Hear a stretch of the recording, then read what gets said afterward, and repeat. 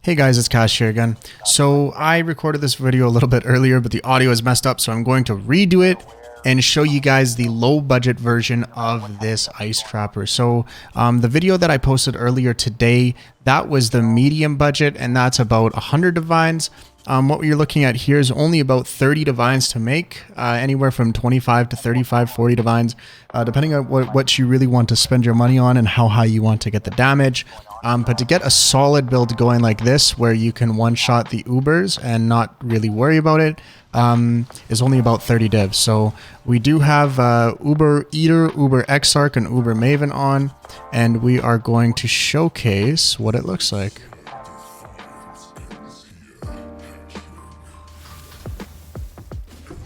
And he's dead. I just want to double check what the mods were on that, because I didn't actually look, but he had nothing crazy. Oh, he had 35% increased life, and he still insta-died. But anyways, that was Uber Eater. Now we've got a 29% more life Uber Exarch, or sorry, Uber Eater. That was Uber Exarch.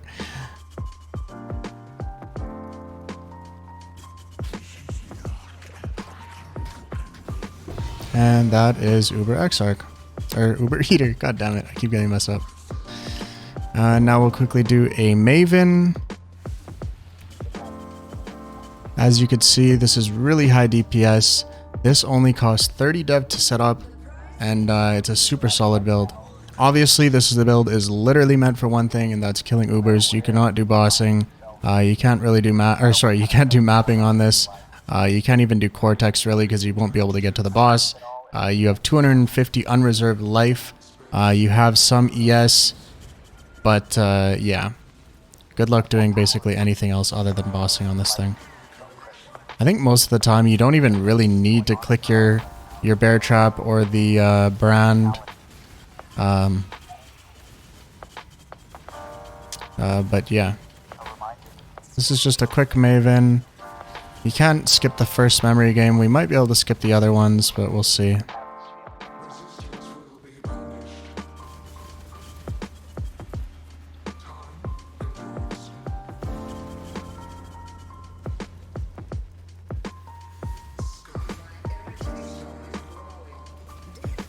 Oh man. She instantly went to the thing, so I couldn't insta-phase her.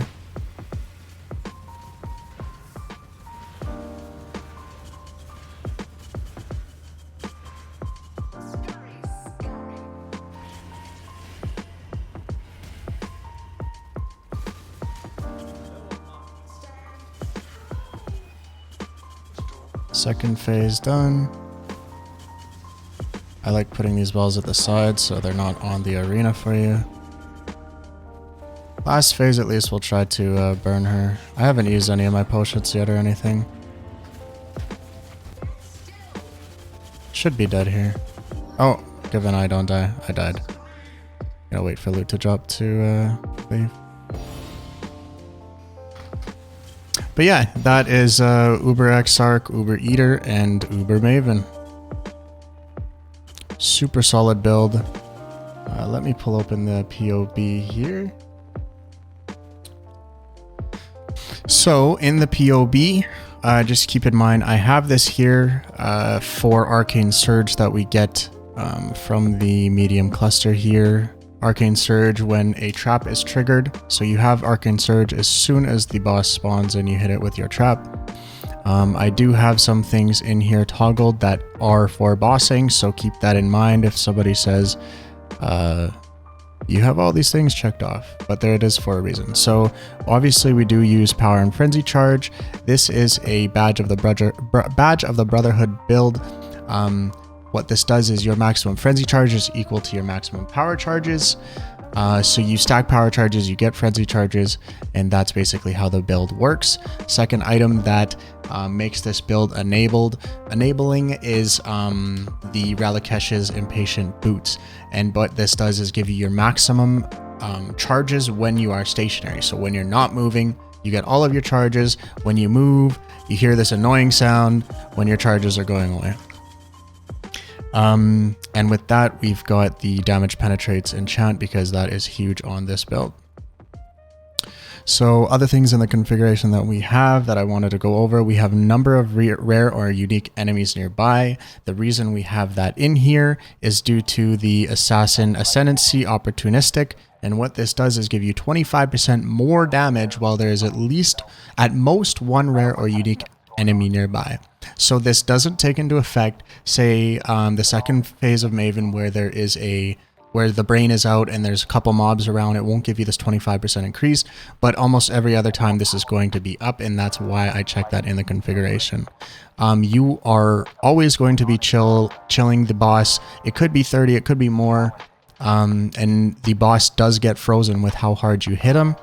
The boss is on consecrated ground because we have Bottled Faith.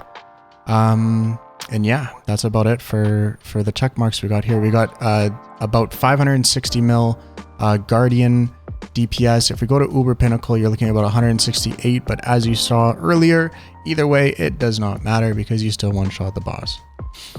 So we've got an Annihilating Light. Actually, I'll go over this in the game. So we've got Annihilating Light. We've got Heat Shiver with Ice Trap Penetrates. This is super cheap. I think it's like 80 to 100 C. We've got a regular Dialysis with 4 red and 2 green. Keep in mind for the low budget version, which this is, you probably want 5 red, 1 green. I just didn't change it because it's not a huge deal. It really doesn't matter that much. But the reds and the green do matter because of how Diala works, that the red sockets give them +2 level and the green sockets give it 30% quality.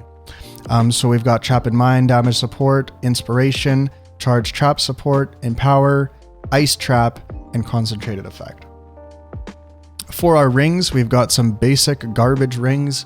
I just spammed Essence of Horror on a Fractured Cast Speed base. I don't even have it Blessed Orbed. And then we craft on Non-Channeling because this build has quite a mana problem. If we take off Inspiration, the cost of it is 29, which is quite high. So for the low budget build, when you're not using Mageblood, you can't have this flask up all the time. That's why we use Inspiration, and that's also why we use Non-Channeling on both of these. As well as on this one, we've got Reduced Mana Cost of Skills, which you probably do need. I'm not 100% sure if you will or not, to be completely honest, but just, you know, look at your mana cost. If you find that you're having mana problems, try to get that on with a Veiled Chaos Orb or Ashling, the reduced mana cost of skills, and you should be fine in the mana department. For the belt, we just went with a String of Servitude with Hatred, because that just gives us a bunch of damage. Let's see how much it actually gives us. Gives us about 8.5% damage, so a pretty good damage increase. It really doesn't matter what your belt is, but this is just a good solution. Hatred or Zealotry or anything like that. Again, Ralakesh's Boots. And then the gloves are Architect's Hand. These are super strong because it looks like it's bad because it gives you 20% reduced trap throwing speed, but actually increases and reductions to cast speed also apply to trap throwing speed. So when you stack cast speed, you just get a whole bunch of trap throwing speed, and that's how you're able to get your 24 down before the boss spawns. For our gem links, I went over the ones in the chest, but then we've got Hatred, Haste, Righteous Fire in the helmet, and Enlighten. You only need Enlighten 3 for this to work. And then we've got a 3-link. Make sure this is 3-linked and not 6-linked when you put these together, or else it will break things. We've got Awaken Unbound Ailments. You can use a regular one, doesn't matter. Divergent Bone Chill, you can use a regular one. And Summon Skitterbots, you can also use a regular one. There's not that big of a difference. And then we've got a Divine Blessing Inspiration with Zealotry. And how this works, if you've never seen this technique before, is it's a Divine Blessing aura, so you have to cast it. But since we don't have enough mana to cast it right now, it costs 391. As soon as you pop this flask, you can cast it, turn it on, and use it. So keep that in mind when you're trying to kill the boss. Basically, what I would do is run close to the boss, pre-fire some of your traps, get closer, pop the boss, pop all of your flasks, use all of your skills, QWER, and the boss should be dead. So it's literally throw some, pop all your flasks, QWR, and the boss will be dead for the most part. The rest of our links, what do we have here? Ellie Weakness with Arcanus Brand and Frostbite. These two curses together give you a whole bunch of damage. Penetration is king on this build, and that's why we have Pen on the helmet, Pen on the boots, Pen on the gloves, and we also have a penetration Watcher's Eye. So you can get Hatred or Zealotry. The one that I use myself is actually Hatred and Zealotry, so that's 25% Pen. Also gives you 10% fire pen for Heat Shiver, since Heat Shiver is so strong and gives you a whole bunch of fire damage on top of your cold damage. For the flasks, we are using Bottled Faith, Etziri's Promise. The other option instead of Etziri's Promise you can use is Starlight Chalice, which gives fire, cold, and lightning exposure. And since we are fire and cold damage, this gives you a good like 6.8% DPS increase.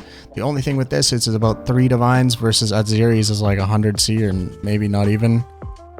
Yeah, 100 C for Etziri's. For our flask, we have a Ruby Flask with additional elemental resistances. The reason being is so you can keep your RF up for the whole time. So as soon as we pop this, we can turn RF on and we do not die. Keep that in mind. You need a decent amount of fire res. It doesn't have to be capped, but you also need a level 20 or 21 vitality to keep that going. Our last flask here, we have a Quicksilver Flask with cast speed and increased effect. We have Onslaught with increased effect and reduced mana cost of skills. This doesn't have to be a Quicksilver Flask. It can be really anything. It really doesn't matter that much. If you are lacking on crit, say your crit isn't capped, you can run one of these with the cast speed instead. As long as it has the double increased effect, you'll be fine. For our last gem links, we've got Bear Trap. This alone gives you a huge amount of damage if you look at the POB. 45 to 561, so this will give you about 15% damage when you add it. And then we've got Herald of Ice with Arrogance and Vitality. That is reserving our life, keeping us at low life for Pain Attunement, which gives us a flat 30% more damage, basically. Looking at the tree, it's a normal power charge stacking tree. You basically have to go around the whole map. We have these clusters, which are the super budget version of the clusters, which are Cold-Blooded Killer, Blanketed Snow, and Widespread Destruction. These are about 100 C2 up to a Divine. They're quite cheap. And then you can also use, Cold-Blooded Killer, or you can use Deep Chill. But as long as you have Blanketed Snow and Widespread Destruction, these clusters will work. The only reason that these kind of suck is that Blanketed Snow is on the back. That's the most important mod, as well as Widespread Destruction. The other one does not matter because it's cold dot multi. These are the most ideal ones that you would get. But if you're looking at them, they're about 12 div right now, 11, 12 div right now. So they're a lot more expensive than getting these cheap ones here. You do lose a total of 6 skill points, but it's really not that big of a deal. You can get this build working for cheap anyway, and it can still kill the bosses. But if you're looking for an upgrade, you can go with the Blanketed Snow, Prismatic Heart, and Widespread Destruction, and those will work just fine for you. So we have 3 of those clusters, and then we've got the Watcher's Eye, and then basically the jewels that you fill in are going to be any sort of multi, any sort of cast speed, cold damage, anything like that. So like something ideal is something like this, where I've got the only real mods that matter here, since I'm already crit capped, are the crit multi for cold skills and the crit multi for spell damage. And if you look up those two alone, I mean, it's like 200C, 100C, 75C, like they're really cheap. So basically for the Cobalt Jewels, you just want to get double multi, triple multi, quad multi if you can. I don't even think there's quad multi for these, but for the Forbidden Jewels, we are using Perfect Crime. These are very, very cheap as well, 80C, anywhere up to a Divine. And the other one is 40C up to a Divine, but yeah, the set you can get for less than a Divine normally. For the Timeless Jewel that we're using, this is a 1% reduced mana cost of skills, 1% increased effect of non-curse auras, and make sure that it is High Templar Dominus when you're looking this up. Because you need Inner Conviction, this node alone gives you, 17% DPS? Yeah, 17.4% DPS. So yeah, definitely take that node. As you get more power charges, this scales even harder and you get a lot more damage. We have a Thread of Hope here with -10 to all res and a large ring. Doesn't have to be -10, it can be really any, as long as it's a large ring.